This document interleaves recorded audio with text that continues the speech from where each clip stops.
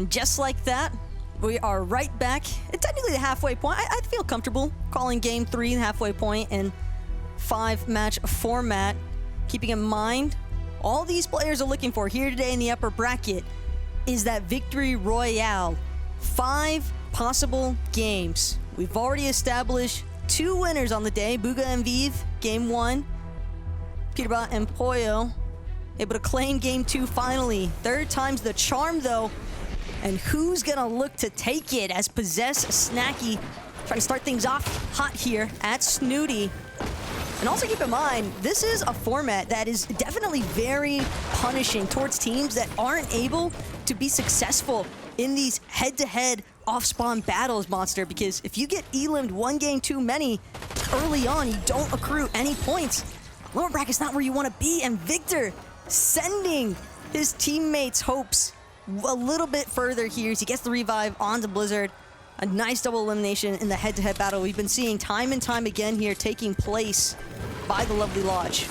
Yeah, it's just a matter of time. We already know that, you know, the WCJ duo that was landing here, like, they weren't finishing the fight fast by any means. It was gonna happen eventually if Victor and Blizzard came out on top here. But look at this, Edgy and Tavern continue to do this. Baka Par's landing idea, I mean, I don't even know what to call it. Just throw Baka right off the mountain, blaze, you know, Pars out the sky, done and done. Look at this, we jump on over to Tex here. Bylox, they take down TSM Snacky as well. So, you know, again, matter of time, like we chatted about. This is where all the other teams that have been contested now seemingly have their chance to play a little bit of Fortnite here. I think what we're also encountering, though, is teams that are already making some of those adjustments in terms of where they want to drop. Because if teams haven't been able to find success in games 1 or 2, I can't blame them for wanting to maybe take their chances elsewhere. And for Tex and Bylox, switching things up, going for the Snooty steps maneuver. I like it because they found the plays that they needed to with the eliminations, and now Cirrus stuck, honestly, as a solo, just waiting for those 2 to leave first. We have here Peaks and Threats, Encrypted sitting inside the building. Another player just seemingly waiting it out, you know, doesn't want to play his hand, can't move, make a sound. Otherwise, he'll get collapsed onto. And this is a battle I feel like we saw in the upper bracket as well. So they're taking it right on into this lower bracket conversation. So Threats knows, you know, there's no fooling Threats at this point. Encrypted, they've likely seen it all already, right? Many, many times over the course of the weekend. Likely prepared for everything. If anything, this closed door is probably the giveaway at this point. But at the same time, Threats and Duke definitely a little bit more preoccupied with trying to deal with Grand Glacier, getting that medallion and the mythic online first, probably before looking to see where exactly Encrypted is hanging around at, because Encrypted and Ducky were challenging Duke and Threats all day yesterday. Flexi, though, by Pleasant Fiazi, it's a massive shot, and it's going to be Jezzy immediately trying to follow things up here. Just taking full advantage of that first fire shot onto Haji. And that full elimination now, it's up to Hayes to figure out if he wants to continue fighting this or if he's just going to opt to retreat. Recognizing that there's just too many teams, too many players in the area for him to handle as a solo. This is a good disengage here. That other duo coming in, although he likely to finish the fight, it did have the advantage already, turning things back around onto Flex. But he peels out of there, and it does seem like that was a fresh 2 duos. And another set coming in. TK and Bacon being one of the few that's quick on the move, but we jump in with Jiv in here.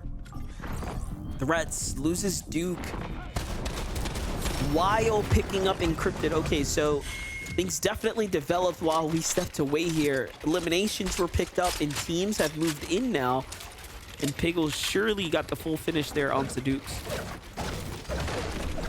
And Jiven and Piggle, they don't drop too far away from Glacier to begin with over by Dumpenhausen, so makes sense that their next method of attack would be to challenge the team that's potentially looking to establish them downing for themselves. And we saw this strategy in the last match from Peterbot and Pollo, just full base around the entirety of the forecast tower. And Ritual now on patrol to see if he can get some tags online, just try to create the damage opportunities for himself while waiting for these NPCs to spawn to take advantage of this forecast tower. He's anxious, he wants it. Created here, absolutely ready. We're gonna make quick work of this here. Waste no time. I mean, this is it. This is the key, right? And you're just seeing how this is gonna affect grand finals, right? That's what's gonna really come into play when we start gearing up for next week. Now we already know Peterbot, he's gonna be there. Pollo is gonna be there, right? For sure. But the other thing I kind of want to keep tabs on, and it can be difficult to track throughout a match, but these players that are hanging out near the forecast towers, Edgy and Tavern, looking to confirm, if they haven't already, their forecast tower. But it's teams that might be able to recognize these teams that are actually getting the forecast online for themselves and just maintaining a safe distance from behind, because if a team has forecast, they're going to know exactly where to rotate for zones. Just curious to see if anybody chooses to trail along behind them. It's Clicks and Epic. They don't want anybody following them. It's one elimination. Onto Sigma's duo, and now Clicks Epic just want to refarm their brick and honestly keep it moving. Yeah, it is interesting though, in the grapple blade meta, you know, forecast tower is extremely powerful. You just have so much mobility. Be able to position up perfectly.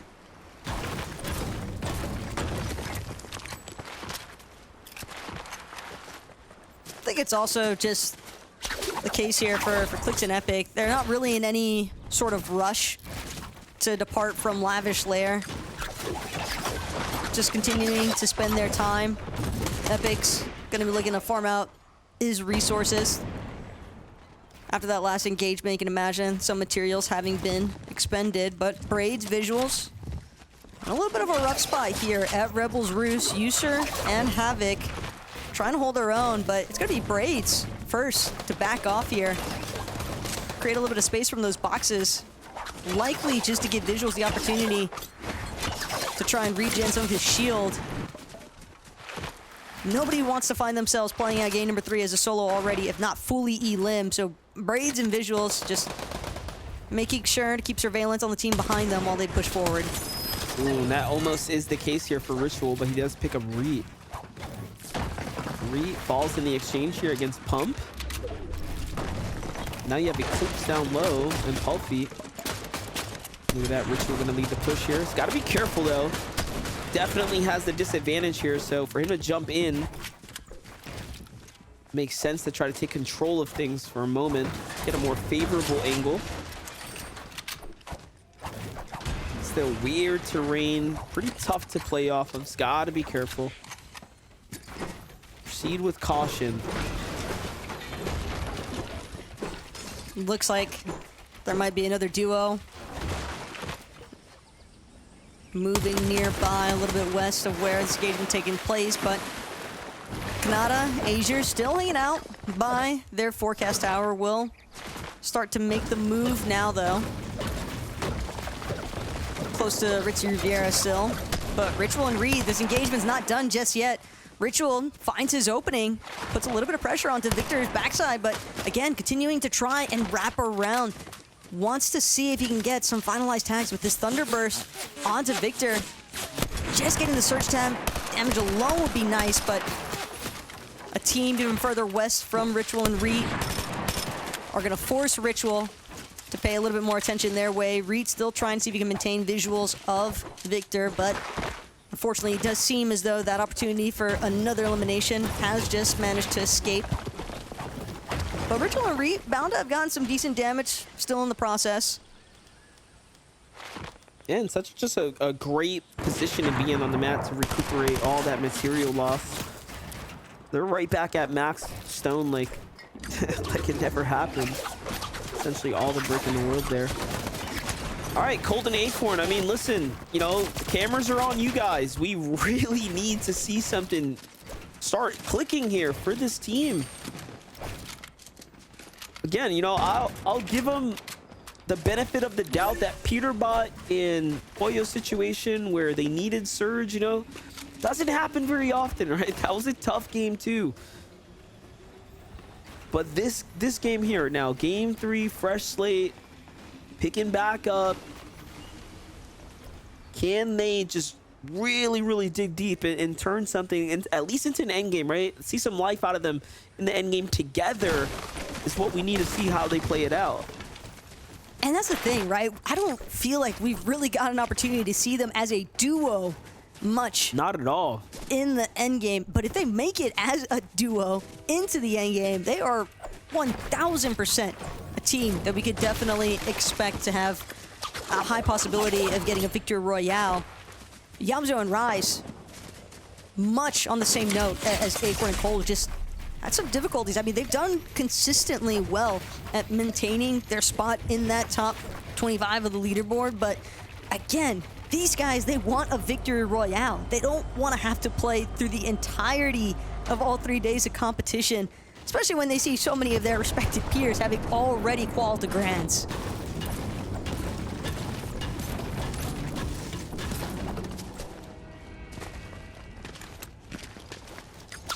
Time in the game, everyone is really going to start playing for positioning here, start playing for the surge to start turning online, giving those warning signs out. Every rotate is so critical right here. You could be moving right past a player like Siren who's just sitting in a bush. You wouldn't even realize it. So Chubbs is, I was just going to say, walking his way towards danger. Little does he know. And this is the same situation for most teams here. The Rift Island does start to come up now. Visual and Braids are going to be some of the first to jump up towards it. Whoa. Someone already positioned just nearby. It's a lot of Tag teams. them before they even get up there. I don't even think they're at the top of the Rift Island. I'm not sure what exactly happened there. It's just all these teams boxed up on the hill surrounding Rift Island. The moment that Visuals tried to connect and went up into the Rift, it was the moment that he pulled the intention of the lobby. But he will manage to make it safely back to Braids. And once they capture Rift Island, that surplus of materials that's going to come out in their favor, Visual's probably not concerned about the couple of tags he ate. It's more so a priority focus here for Braids or Visuals. One of them just needs to be patrolling, needs to be ensuring that they get their surge tags online. And that does seem to be the prerogative right now for Braids. Got a slightly higher layer from this mini base that he's put on the top of Rift Island. Will opt to move to another rooftop here, see if he can get another angle of approach. Visual, same idea on the opposite end of the island. So these two splitting their focus to try and attack two different angles, see if they can get some search tags online.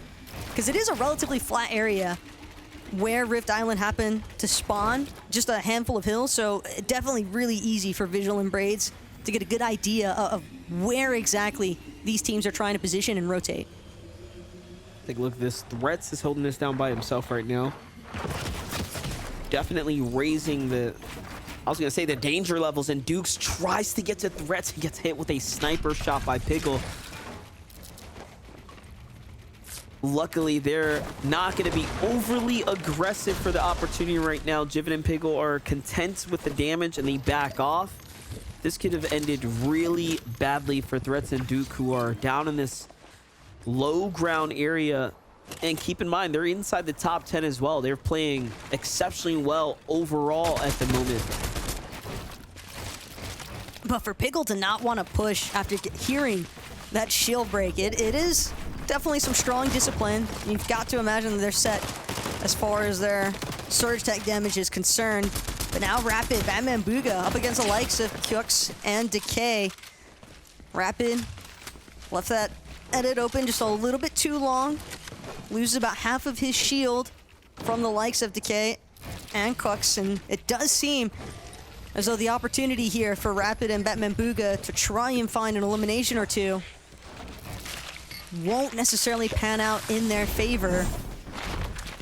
But on another note, a player like Yamzo, yeah, he wants this up against Victor, and Victor, a very disadvantageous position. Nowhere left for him to run. Yamzo and Rise, sure, they get the elimination, but might still be looking for a little bit more Storm Surge damage, and they might have just found it up against Evigus and Ponder, but no, Yamzo, Rise, trying to make sure that they don't eat too much damage from teams that are starting to rotate from their east, while still maintaining a line of sight here on the duo directly west of them. Look at this. They definitely don't really need it. And this is showing that right now, all they should be focused on is moving to the new zone, but wood builds, tempting, very, very tempting. And they find a player there, and this is why you go back for it. They even end up recycling the crash pad and Ponder. I'm sorry to say it. We already saw what he did to the last player. Yeah, it's about over, buddy. Sorry you missed the crash pad the first time. Yamzo and Rise make quick work of Ponder there. And now they're definitely set up. All they need to do here is make it to endgame. For Day and Redux, they're trying to find that glory that presented itself to them in game number 1. As they let that win condition just slip away, but shots come in from behind, shots come in from in front, and Redux goes down. Plur gets the last laugh here as he finishes off Day and gets to save his teammate. And this is all because there was a team shooting on the heels. And we'll see if this is going to be a short-lived celebration here. What team is that? It's Kanata, it's Agers. And now, as far as Day and Redux are concerned, maybe kicking themselves. This engagement just outside of the zone.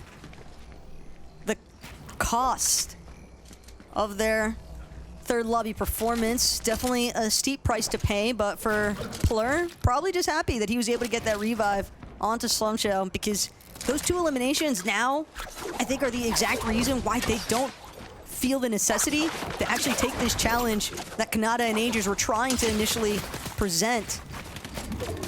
Instead, they got to rotate sooner. I was going to say, keep in mind, Kanata and Agers don't even get any elimination credit for that. They just get damage out of that, which is equally important. The fact that they were shooting, I was just going to say, shows us that they weren't that comfortable. They weren't happy with the last Storm Surge revealing the damage that they had done so far in the lobby, because they wouldn't have otherwise been so active in such an odd position with so many teams nearby, generating that much attention.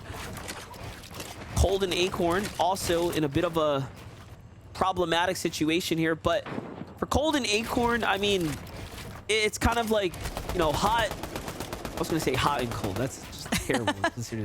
It's like a light switch. It's just on or off, right, when it comes down to Surge. And honestly, when it comes down to the performance overall of what we've seen so far, they have been so offline. But with this rotate here, with the duo in front of them, with the, you know, the target in sight, this is going to be everything right now. How they turn this situation around is so important here, because they need damage. They need to get active right now while they have this zone. They have so much going for them so far in this game here. Decent investment from Cold as well for his middle materials. Gonna opt to box up for the time being, and they have plenty of options surrounding them. In fact, opposition making themselves known here as Bacon desperately trying to dive into Cold's box. Almost makes you wonder if he might be below that surge threshold. In fact, it's going to be the immediate knockdown. Bacon breaks through the wall, but Cold more than prepared to put him right back down for it. And Cold and Acorn as well, again, just barely managing to maintain above that damage threshold. And they're not the only team feeling a little bit of pressure here right now, MDF, and definitely still need to be looking for more damage. And you could tell Cold and Acorn are just really not trying to make any mistakes whatsoever. Cold could have easily made that edit by himself. He's like, hey, Acorn, are you ready for this edit, by the way? Like, I'm not making no mistakes here. They wait until they are both fully disciplined, fully you know, lined up for the shot there, even though they had that player boxed up. Just, yeah, you could feel the pressure on Cold and Acorn's shoulder, how much this particular game means to them, how much this opportunity right now, because they are center zone right now. They really have a chance, but hold up, Revise and Rocane, a lot of pressure on them. 30, no, 60 below. It's just teetering back and forth here, so a fight will continue to break out between them, Visuals, Braids, and the other duos nearby, but nothing seems too settled just yet. There's a lot of congestion, though, starting to build on the left side of this zone. Revise, Rocane, not able to break away from it just yet either. Too much focus currently from Revise. He's trying to see if he can find any gaps, any window edits opening up for some of these other teams so he can look for a moment to punish. Nearly gets punished himself in the process of looking for tags onto Epic and Clicks. But at least for right now, 7 above. It's still 7 above the damage threshold. You've got room to breathe, but for just how long? Revise and Rocane certainly not trying to find themselves smothered by the rest of the lobby. Is now Clicks, Epic, still the priority focus, it would seem, from Revised. You say they have room to breathe, and I'm just thinking like, nah, man, he's got like a medium t-shirt on. Like, it's a little, yeah, it's kind of tight. Like, we could use a little but it still bit of room fits. here. It still fits. It still fits. It still fits. He's doing just fine. Cold and Acorn back to 2 damage above. Very, very tumultuous rotate here. Shots coming in. Damage happening everywhere. That's not your duo. Cold realizes that for a moment there and gets the full finish, and that actually might be the perfect delivery for him. Now, Acorn is hurt here. They will have to stop. They will have to pop their shields, but they get the damage that they need. So honestly, it probably worked out just the way it was supposed to here. But Cold really has to get a grip of this situation. He's not too sure if this is safe, if this is unsafe territory. And you can see he loses his teammate once again in the process here. Wait. Oh, saves him though. Oh my gosh. Beautiful play there from Cold. Wow. Just breaks the box that Acorn had been stuck in a layer above. And now Cold going for the revive. I think he's going to get away with it as well. No one nearby Man. feeling comfortable with trying to pressure, probably because they don't know exactly which boxes Cold and Acorn are actually situated up in. But now, with Acorn back online, Monster, the dream is still going here in game number 3. No, seriously, like, now we could really root for Cold and Acorn here. However, I'm not crazy about how they keep breaking up. These grapple hook plays just seem super, super all over the place, a little bit scattered. It's almost like we don't know who's leading this duo right now. If it's Cold, is it Acorn? Like, where is the play? Where is this team trying to go right now? It's like they're trying to figure it out. Still get into the groove. Find their footing here. Clicks and Epic are doing a much better job sticking with one another. They seem to be super in sync. You jump on over to Ritual. Ritual forced to play this one out by himself, opting to go for the ultimate low ground. I like this spot. He's on the outskirts here. He's got options in front of him, but plenty of dangerous territory in front, and recognizing that danger here. Look at this, all these old builds. Likely this is Reed's old loot there. But also, Ritual in this kind of situation, waiting for the zone to move. He's gonna probably try to hang. I was gonna say a little bit more to that backside, but no, instead tries to tackle front of this moving zone, but not going for the high ground just yet. That'll be Clicks and Epic looking to take down Crisp and Noxy. Clicks just so aggressive here. And alongside Epic, they do successfully push off Crisp and Noxy from the high ground, but Clicks having some trouble with tarping out in front of him. And again, just not much to support these builds that Clicks and Epic have going for them currently, MDF. He doesn't care. They just finally want to see the end, the light at the end of the tunnel. Meanwhile, Cold is still up and running things right now. Meanwhile, Agers also goes for high ground. Oh my gosh. So this is just an exchange of hands here. Clix and Epic Whale had a moment, right? You know, they thought they had it. Then all of a sudden, Agers and Kanata are like, no, they have continued to fight for this over and over again. It's almost like a repeat of Peterbot and Boyo just banging their head against the wall, trying to find different results. On the low ground here, Iamzo and Rise continuing to fight for their lair, but they need that refresh. They want to do it while they still have something to work with. But Rise gets caught out by himself. He does end up finding elimination. Another set of duels in front of him. A huge tag here onto Havoc. And User is extremely hurt. So there goes all that loot that they wanted. There goes a potential win condition in front of them. But no med kits. This is what they're looking for right now. Kanata does have 2. Everybody is just looking so incredibly low, though, in that mid-ground layer. Iamzo, Rise, they could come up massive.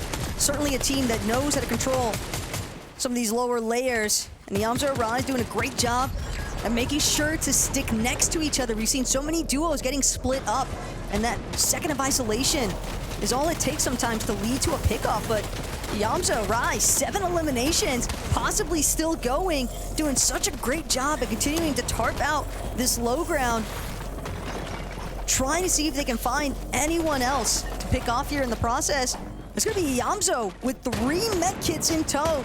The heal-up has started. Sphinx and Pump will find Rise. Unfortunately, Rise unable to distribute the damage he was aiming for, while Iamzo continues to sit in the back, waiting for these medkits to go off, hoping that he's going to be able to outlast the likes of some of these other teams. Kanata very much the same intention, as well as Pump. It's really just a matter of who's got more medkits. Yeah, and I think Kanata's got this. He definitely was the last one to pop his medkit. It seems like he's found out where Iamzo is. So long as he doesn't take damage here, he'll be just fine. And Pump swinging around the side here. So wait, pressure is on for Kanata right now. He gets shot. He gets caught out. He doesn't make mistakes like that often. And it seems like he may have just let his guard down. Let Sphinx and Pump work. And I love that you mentioned letting the guard down, because we saw what happened to Sphinx and Pump in the last lobby. An unfortunate circumstance that led to their demise, but no mistakes were permitted in this one as Pump clutches out the Victory Royale here. Just couldn't think of a better way for them to grab it, because Kanata really thought he was going to have the advantage there with those medkits. Yeah, and I thought he would have had it at this situation right here when he built up. He was protected.